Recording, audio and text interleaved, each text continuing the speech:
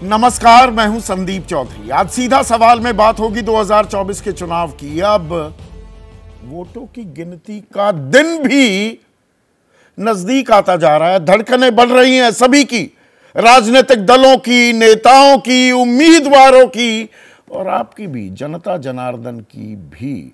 अब की बार कौन होगा बहुमत के पार, यह अपने आप में बड़ा सवाल है।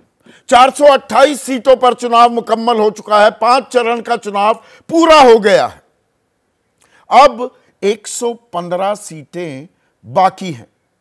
बहुमत का आंकड़ा 272 का है।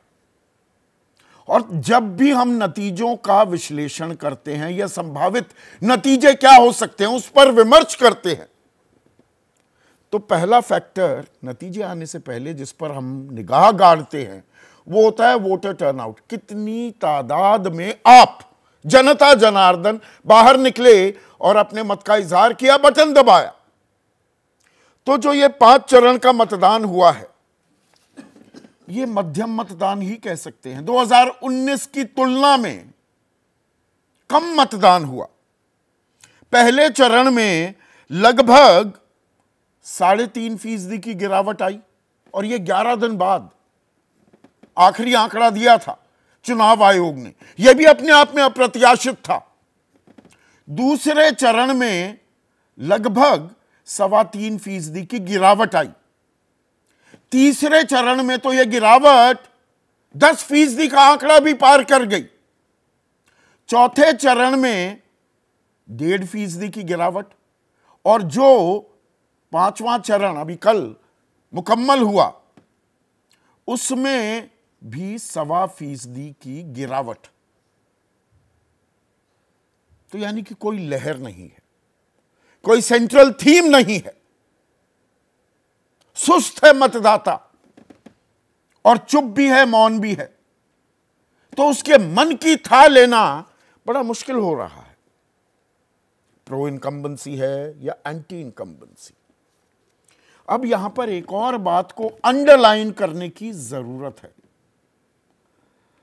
अगर हम 1984 से चुनावी नतीजों का विश्लेषण करें, 1984 बहुत महत्वपूर्ण हो जाता है क्योंकि वो चुनाव एक सहानुभूति का चुनाव था। इंदिरा गांधी का तत्कालीन प्रधानमंत्री की हत्या कर दी गई थी। She was assassinated. देश भर में एक सहानुभूति की लहर चली और 415 सीटें, 414 सीटें कांग्रेस जीतने में कामयाब हो गई थी।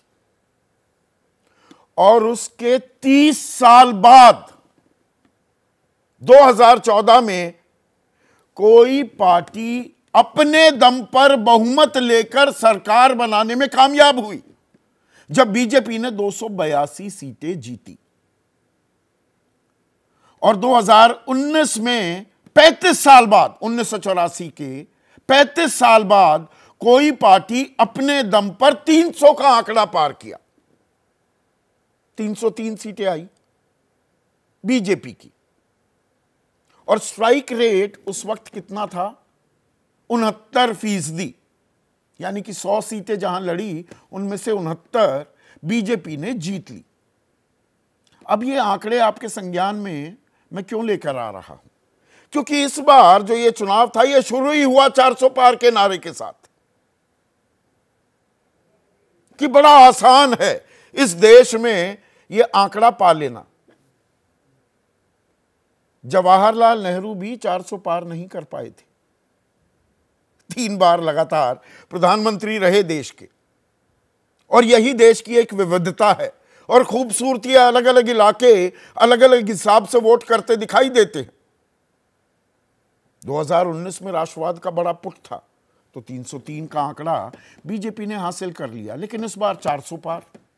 और उसी कड़ी को बीच में प्रधानमंत्री तो 400 पार का नारा कम लगा रहे थे, लेकिन अब फिर प्रधानमंत्री कह रहे हैं 400 पार करेंगे और कांग्रेस 40 भी पार नहीं कर पाएगी। तो अमित शाह मुख्य रणनीतिकार हैं, चाणक्य माने जाते हैं बीजेपी के। उन्होंने ताजा ताल ठोकी है। 5 चरण के बाद उन्होंने कहा हम 310 सीटें तो जीत चुके हैं। अब इसका विश्लेषण करना थोड़ा जरूरी हो जाता है। 5 चरणों में अब तक बीजेपी 339 सीटों पर चुनाव लड़ रही थी, बाकी जगह घटक है। तो 339 में से अमित शाह कह रहे हैं कि हम 310 जीत रहे हैं। यह 91.4% का स्ट्राइक रेट, सक्सेस रेट हो जाता है। 100 में से 91 सीट जीत रहे हैं। आप में से बहुत लोग कहेंगे क्यों, आपको क्या परेशानी, क्यों नहीं जीत सकती बीजेपी? बिल्कुल सही बात है। लेकिन इन 339 सीटों में और चौथे चरण तब तक 299 सीट जहां बीजेपी ने उम्मीदवार खड़े किए थे वहां मतदान हुआ था। तब अमित शाह ने कहा था 272 हम पार कर चुके हैं। वो भी 91% का स्ट्राइक रेट होता है। 91 पर वो सारे आकलन ही और ताल भी 91% के इर्द गिर्द ठोकी जा रही है क्या? पर मैं बात कर रहा था दक्षिण भारत की। दक्षिण भारत में 132 सीटें हैं, तो वहां भी 91% का स्ट्राइक रेट बीजेपी हासिल करने वाली है क्या? यहां आपको बता दूं कि इन 132 में से 84 सीटें ऐसी हैं जहां पर आज तक बीजेपी चुनाव नहीं जीत पाई है। और जो बीजेपी का स्ट्राइक रेट है, यानी कि दक्षिण भारत में वो कितना जीत पाती है, वो 1/4 यानी कि 25% से ज्यादा गया नहीं है। तो 310 और 310 की बिना पर 400 का आंकड़ा अब ये कार्यकर्ताओं को प्रोत्साहित करने के लिए भी हो सकता है। अभी 115 सीटें चुनाव में जानी बाकी हैं, उन पर नतीजे आने अभी बाकी हैं। और इनमें दिलचस्प बात क्या है, बिहार में 16 बची हुई हैं, हरियाणा की 10 की 10, हिमाचल की 4 की 4, झारखंड की 7 यानी कि आधी सीटें, उड़ीसा की 12, इसका मैं अभी जिक्र करने वाला हूं, 21 में से, पंजाब की 13 की 13, उत्तर प्रदेश की 27, पश्चिम बंगाल की 17 और दिल्ली की 7 की 7 सीटें अभी इन पर मतदान होना बाकी है। उधर कुंभकर्णीय निद्रा से भी जागा है और थोड़ा मायूस, थोड़ा निराश इंडिया गठबंधन। अब उसमें भी क्या जान फूंकने की कोशिश की जा रही है या थोड़ा सा उत्साह और जोश से लबरेज सा अपने आप को दिखाने की कोशिश कर रहा है? मल्लिकार्जुन खड़गे कांग्रेस के राष्ट्रीय अध्यक्ष कह रहे हैं 300 पार हम जीतेंगे। जयराम रमेश कल उन्होंने ट्वीट किया था कि हम बहुमत का आंकड़ा तो पार कर चुके 5वें चरण के बाद ही, और एनडीए वो जो भी कहता रहे, इंडिया 350 का आंकड़ा पार करने वाला है। ममता बनर्जी कह रही हैं हम 315 सीटें जीतेंगे। अरविंद केजरीवाल कह रहे हैं कि लिख के ले लो, बीजेपी 230 से ज्यादा सीटें नहीं जीतने वाली है। तो तू डाल डाल में पात पात का खेल हो रहा है। अब 350 इंडिया कह रहा है, 400 एनडीए कह रहा है। अब इसमें हकीकत कितनी और कितना फसाना, आज इसका भी हम विश्लेषण करने वाले हैं। और इस बीच 2-3 चीजें बड़ी अहम हुई, बड़ी दिलचस्प इस चुनाव में और पिछले 1-2 दिनों में। प्रधानमंत्री मोदी विरासत की बात करते भी दिखाई दिए हैं कि मेरी अपनी कोई विरासत नहीं है, मेरी विरासत भी आप हैं और मेरे वारिस भी आप हैं, इसलिए मुझे आपका और आपके बच्चों का भविष्य उज्जवल बनाना है। वो बीच में अरविंद केजरीवाल ने सवाल उठा दिया था कि भाई 17 सितंबर 2025 तक ही प्रधानमंत्री मोदी प्रधानमंत्री रहेंगे, उनकी गारंटी पर कितना भरोसा करें, वो तो उसके बाद अमित शाह बन जाएंगे और योगी को तो मुख्यमंत्री ही हटा दिया जाएगा।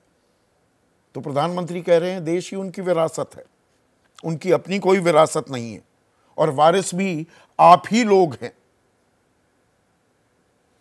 उधर अगर हम महाराष्ट्र की बात करें, उत्तर प्रदेश के बाद सबसे ज्यादा सीटें महाराष्ट्र में हैं और 48 की 48 सीटें अब ईवीएम में कैद हो गई है उनकी किस्मत। वहां एक दिलचस्प चीज देखने को मिली, महाराष्ट्र में मतदान कम हुआ है, लेकिन मुंबई में 30 साल का रिकॉर्ड टूटा, 52.4% मतदान हुआ। आप कहेंगे बस इतने में भी रिकॉर्ड टूट गया। जी हां, इतने में भी रिकॉर्ड टूट गया है।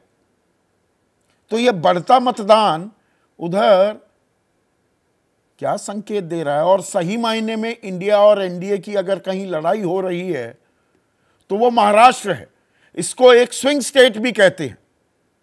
बिहार, जैसा मैंने आपको जानकारी दी, 16 सीटों पर अभी चुनाव होना बाकी है। 40% अभी सीटें बची हुई हैं। वहां जातीय हिंसा ने सिर भी उठाया है। सारण, छपरा के नाम से भी जानते हैं। वहां एक शख्स की मौत हो गई, 2 जख्मी भी हुए हैं।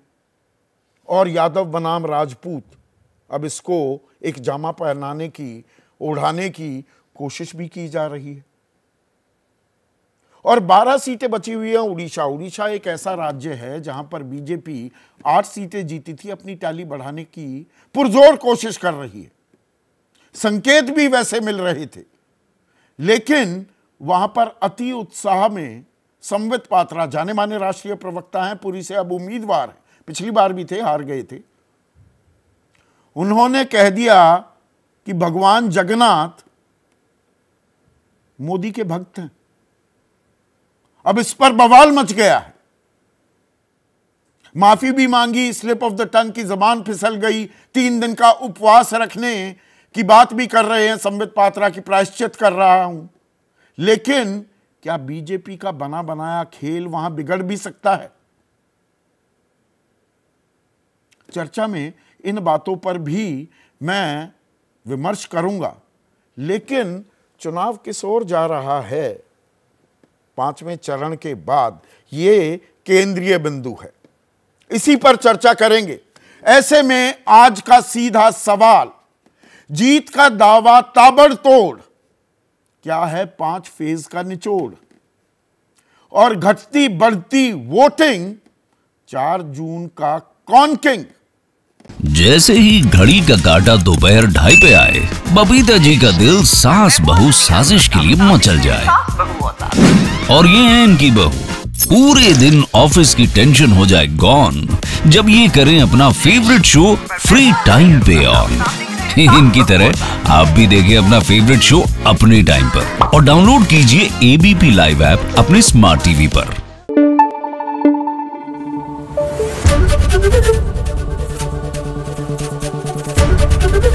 एबीपी न्यूज आपको रखे आगे।